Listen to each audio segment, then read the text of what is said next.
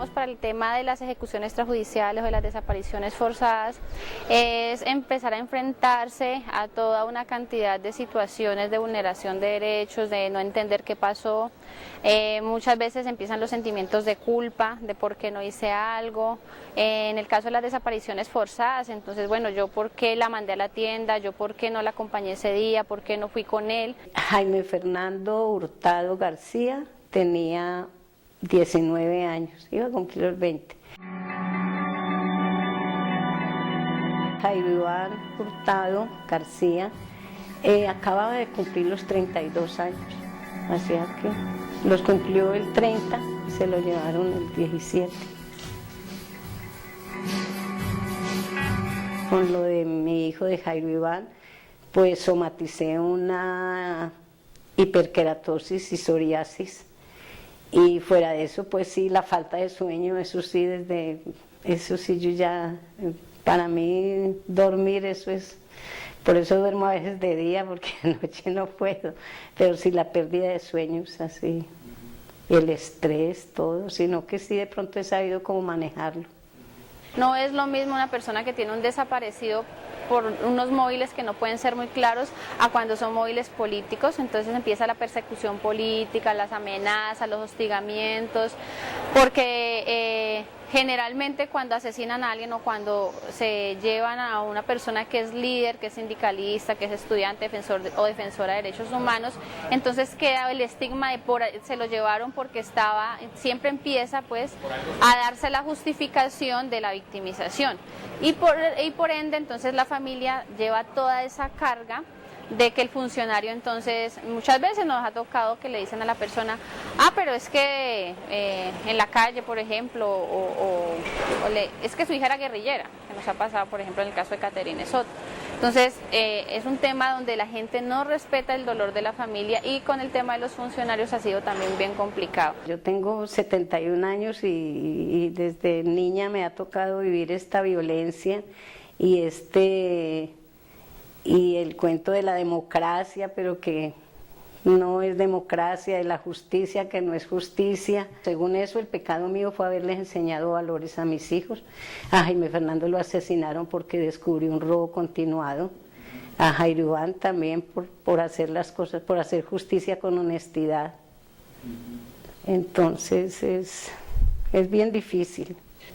Pues ni sé, debo estar bien loquita. He sido una mujer que siempre he tratado de superarme mucho y eso se lo debo también a mis hijos, en especial precisamente a Jaime Fernando y a Jairo Iván.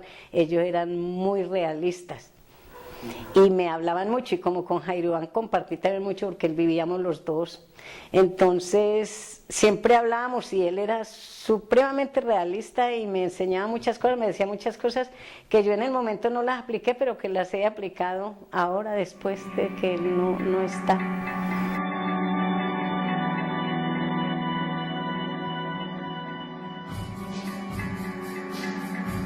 Bueno, el hijo mío fue asesinado por 2 agentes de la policía el 26 de mayo del 2012, porque los agentes querían dejar un precedente de intimidación contra los jóvenes del barrio Antonio Nariño.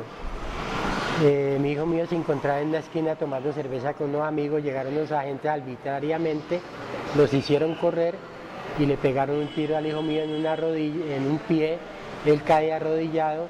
Los agentes se bajan de la moto, lo cogen a patadas y el hijo mío les gritaba y les suplicaba, no me peguen más, lleven para un hospital que estoy herido. Arrodillado, indefenso el hijo mío, le pegan otro tiro aquí en el cuello. Se montan en la moto y le gritan a la comunidad de que no fueran a levantar al joven de ahí y se fueron. Ya está el tema familiar, entonces empieza a haber una ruptura, una desarticulación familiar. Cuando, digamos, la persona asesinada o desaparecida es el esposo, digamos, que tenía una responsabilidad en el núcleo familiar. Entonces empieza a dar un cambio de roles. Entonces es la mamá la que tiene que empezar a asumir ya el sustento del hogar, empezar a resolver el tema de los hijos. Entonces eso genera una cantidad de daños a nivel del núcleo familiar, del vínculo, pero también de lo que los niños, por ejemplo, ya no van a tener a su mamá allí. Yo como defensor de derechos humanos estaba amenazado y estaba viviendo en Bogotá cuando asesinaron al hijo mío.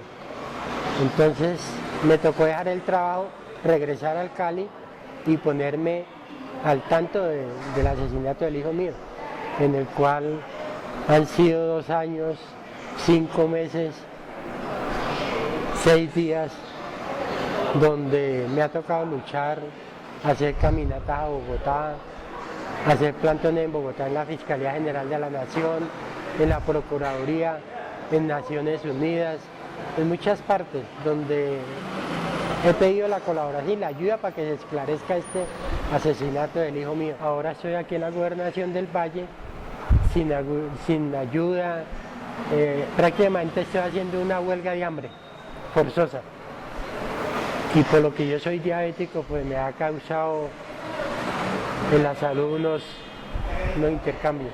Hay un gran vacío de pensarse realmente el acompañamiento a los familiares, no como la denuncia solamente, incluso pues desde el tema de la denuncia también hay otro tema de revictimización, el trato que se le da a las personas. No ha habido un acompañamiento psicológico, pues yo tengo Sisbén y tengo el Sisbén, pero en realidad sí me dan la insulina y todo eso, pero a raíz de esto, de que no tengo una alimentación balanceada, a veces desayuno, a veces no almuerzo, o a veces llego a la casa y como solamente, entonces tengo descontrolado todo lo que es el plan diabético.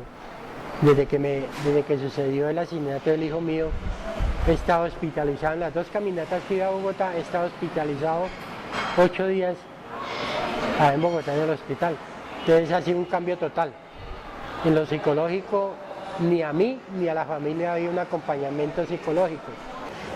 Han hecho muchos cambios dentro de las exigencias que se ha hecho desde las organizaciones de víctimas y organizaciones acompañantes, pero igual no hay una propuesta real, o sea, no hay una propuesta continua de poder manejar todo ese daño y no seguir generando más daños por el tema de que no avanzan las investigaciones o de las ausencias. Si han habido amenazas contra mí, entonces si involucro a los hijos o a la exmujer mía, de pronto hay amenazas contra ellos.